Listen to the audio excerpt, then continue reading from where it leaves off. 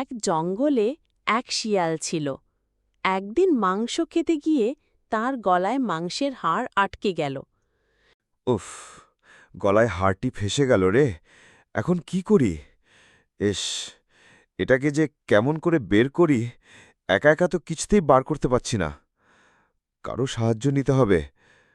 যদি কাউকে খুঁজে পাই, তাকে বলবো বের করে দিতে। জঙ্গলের মাঝের রাস্তা দিয়ে চলতে শুরু করল। যেতে যেতে একটা খরগোশের দেখা পেল। সে খরগোশকে বলল, ভাই, একটু সাহায্য করবে? হ্যাঁ, আসলে আমার গলায় একটি হাড় ফেঁসে গেছে, কিছুতেই বের হচ্ছে না।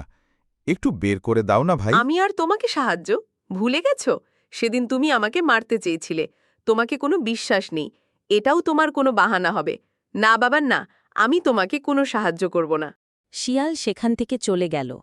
রাস্তায় এক বানরের সাথে দেখা হল এবং বানরকে ও বলল, বানর ভাই, আমাকে একটু সাহায্য করবে?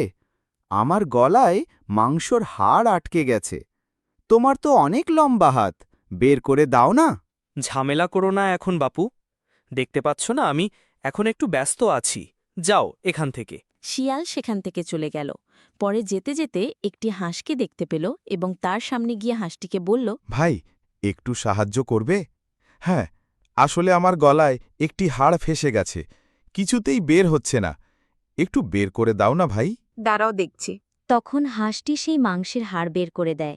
তারপর শিয়ালটি সেই হাঁসটিকে খেয়ে ফেলে। এই গল্পের নীতিকথা হল, কারো মিষ্টি কথায় গলে যেতে নেই।